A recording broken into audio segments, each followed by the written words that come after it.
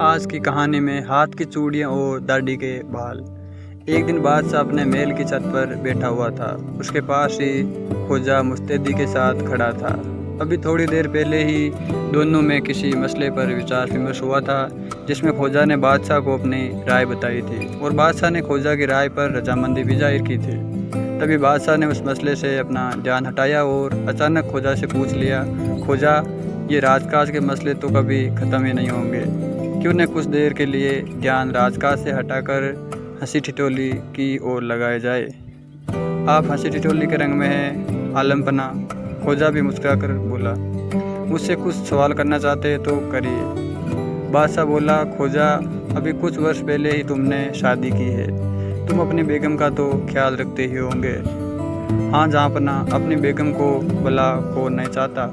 तब तो तुम ज़रूर ही ये बता सकोगे कि तुम्हारी बेगम हाथों में कितनी चूड़ियाँ पहनती है। ख्वाजा खामोश रहा, उसे कोई जवाब देते नहीं देना, लेकिन बादशाह था कि उसे छेड़ना नहीं चाहता था। उसने फिर से पूछा, बताओ ख्वाजा, तुम्हारी बेगम हाथों में कितनी चूड़ियाँ पहनती है।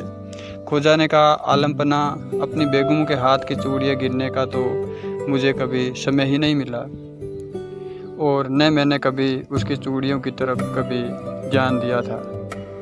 पर मैं आपसे एक बात पूछना चाहता हूँ। तो बादशाह ने कहा, हाँ हाँ ज़रूर पूछो। बादशाह ने आनंदित होते हुए कहा, हुजूर, आप अपनी प्यारी दाढ़ी पर दिन भर में न जाने कितनी बार हाथ फेराते हैं। क्या आप बता सकते हैं कि आपकी दाढ़ी में कितने बाल हैं? ख्वाजा के इस अटपटे प्रश्न से बादशाह बौखला गया। कुछ पल रुककर उसने कहा, ख्वाजा, इस सवाल का जवाब देना तो बहुत ही मुश्किल है, लेकिन मेरा सवाल तो आसान है। तुमने ज़रूर अपनी बेगमों की चूड़ियाँ गिनी होगी। ख्वाजा ने उत्तर दिया, आलमपना, स्त्री के हाथ की चूड़ियाँ गिनना भी असंभव ही है।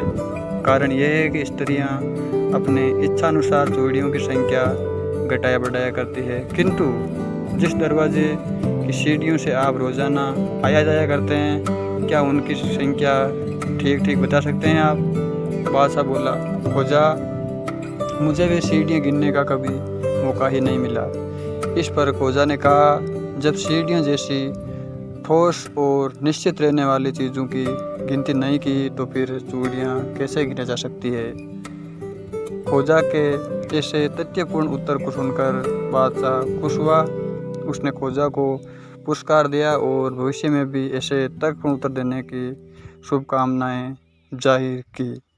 हमारे चैनल को सब्सक्राइब करें, वीडियो को लाइक करें और बेल आइकन को ज़रूर दबाएं ताकि आपको